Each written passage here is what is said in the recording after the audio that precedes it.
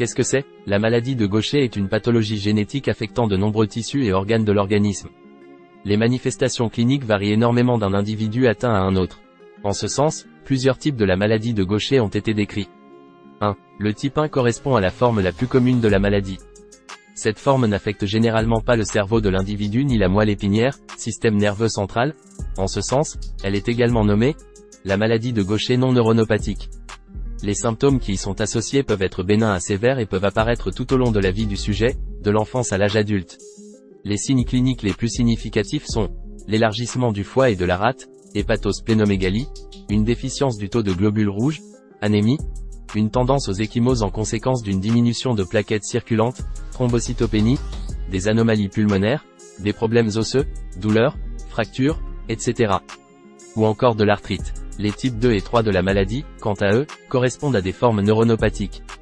En effet, dans ces cas, le système nerveux central est affecté. Au-delà des symptômes associés à la première forme de la maladie, des mouvements anormaux au niveau des yeux peuvent être significatifs. Ou encore, des crises neurologiques ou des atteintes cérébrales peuvent être visibles. Néanmoins, ce qui différencie le type 2 du type 3 est l'étendue de la maladie. En effet, les atteintes neurologiques associées au type 2 sont plus rapides que pour la troisième forme. La forme la plus sévère de la maladie de Gaucher est appelée la forme létale périnatale. En effet, celle-ci cause de sévères voire de mortelles complications se développant dès la naissance et depuis la petite enfance. Les caractéristiques de cette forme sévère de la maladie incluent un œdème généralisé causé par l'accumulation de fluide avant la naissance, anasarque fœto-placentaire. Mais également une sécheresse et un écaillement de la peau, ichthyose, des traits au niveau du visage caractéristiques et d'importants problèmes neurologiques. Le taux de survie d'un nouveau-né atteint de cette forme de la maladie de Gaucher n'est que de quelques jours. Une autre forme de la maladie de Gaucher est définie comme le type cardiovasculaire. Son nom traduit une affection primaire du cœur entraînant une calcification des valves cardiaques. Les patients atteints de cette forme de la maladie peuvent également présenter des déficiences oculaires, des pathologies osseuses ou encore une atteinte de la rate, splénomégalie. Il s'agit d'une maladie rare dont la prévalence, nombre de cas au sein d'une population donnée, à un moment donné, est de 1/100 000. 3. Les symptômes. Les manifestations cliniques associées à la maladie de Gaucher varient énormément d'un individu à un autre et dépendent également de la forme de la pathologie. Par ailleurs, les symptômes les plus souvent associés à la maladie de Gaucher sont 2. Un élargissement visible du foie et de la rate, hépatosplénomégalie. Un taux anormalement bas de globules rouges circulants, anémie. Une tendance aux ecchymoses, conséquence d'une déficience plaquettaire, thrombocytopénie. Des pathologies osseuses, douleurs et fractures. D'autres symptômes sont attribués en fonction du type de la maladie en question. En effet, contrairement au type 1, les types 2 et 3 entraînent des atteintes au niveau du système nerveux central. De plus, la forme cardiovasculaire de la maladie de Gaucher engendre également des atteintes cardiaques. Parfois, il est également possible d'associer à la maladie certaines atteintes pulmonaires. Les symptômes atypiques à chacune des formes de la maladie de Gaucher sont: pour le type 1, des atteintes osseuses, une hépatosplénomégalie, une anémie, une thrombocytopénie et des anomalies pulmonaires. Pour les types 2 et 3, les symptômes incluent ceux recensés pour la première forme, additionnés d'autres problèmes.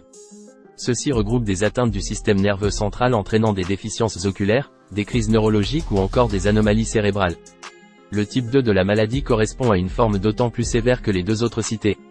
En effet, les symptômes caractéristiques se développent dès l'enfance et l'espérance de vie associée n'est généralement pas supérieure à 2 ans. La létalité est également possible à la naissance pour cette forme de la maladie. De plus, d'importants problèmes cutanés ou des œdèmes généralisés peuvent apparaître sous cette forme. Les individus atteints du type 3 de la maladie de Gaucher voient se développer les symptômes aux alentours de l'âge de 2 ans mais l'importance des symptômes est moindre que pour le type 2. Des études ont également mis en avant que les individus atteints de la maladie de Gaucher ainsi que les individus porteurs sains, porteurs du gène muté mais ne développant pas le phénotype associé à la maladie, ont davantage de risques de développer la maladie de Parkinson. 2. Les origines de la maladie. La maladie de Gaucher est une maladie génétique héréditaire. Des mutations au sein du gène GBA sont à l'origine de la pathologie. Ce gène GBA entre en jeu dans la formation d'une enzyme, la bêta-glucosérébrosidase. Cette dernière permet la destruction de substances lipidiques appelées les glucosérébrozides. Les mutations au sein de ce gène GBA diminuent de façon considérable l'activité enzymatique de la bêta-glucosérébrosidase voire empêchent complètement celle-ci de fonctionner. En l'absence de l'activité enzymatique de celle-ci, les glucosérébrosides et les substances associées peuvent alors s'accumuler au sein des cellules de l'organisme. Cette accumulation anormale de substances lipidiques, substances graisseuses, au sein de différentes cellules amène à endommager les tissus et les organes associés. 1. La transmission de la maladie de Gaucher se fait selon le mode autosomique récessif. Soit, le gène muté d'intérêt est porté par un autosome, chromosome non sexuel. De plus, la transmission étant récessive, l'individu doit posséder l'allèle muté pour le gène d'intérêt en 2 exemplaires pour voir se développer le phénotype de la maladie. En ce sens, chaque parent doit comporter un exemplaire du gène muté pour transmettre la maladie à la descendance.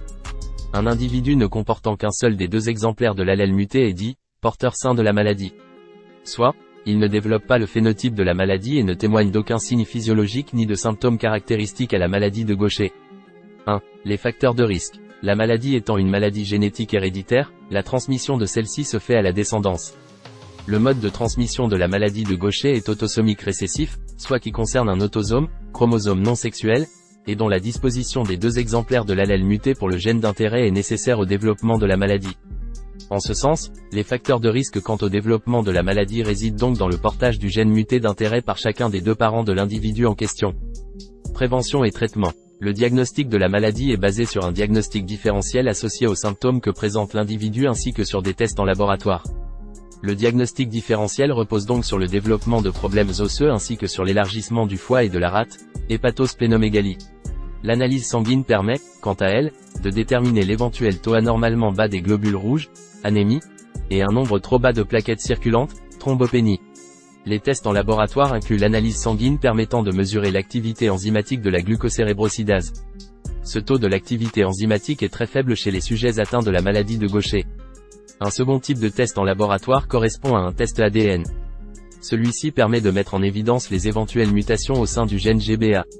Ces 2 analyses en laboratoire, l'analyse sanguine et le test ADN peuvent être prénatales. La réalisation d'une biopsie de la moelle osseuse ou du foie peut s'avérer nécessaire dans l'établissement du diagnostic. Le traitement de la maladie de Gaucher correspond à l'administration d'une forme modifiée de l'enzyme, la glucosérébrosidase, par une injection intraveineuse toutes les 2 semaines. Ce moyen thérapeutique permet l'arrêt de la progression de la maladie et permet, dans certains cas, de limiter les symptômes associés. Néanmoins, ce traitement ne permet pas d'agir sur l'évolution des conséquences neurologiques qu'engendre la maladie de Gaucher. De nombreux autres moyens thérapeutiques incluent des traitements oraux agissant aux différents stades du développement de la maladie. Enfin, l'ablation de la rate, splénectomie, des transfusions sanguines, des médicaments antidouleurs et des interventions chirurgicales permettant le remplacement d'articulations impactées sont davantage de solutions thérapeutiques entrant en jeu dans la maladie de Gaucher.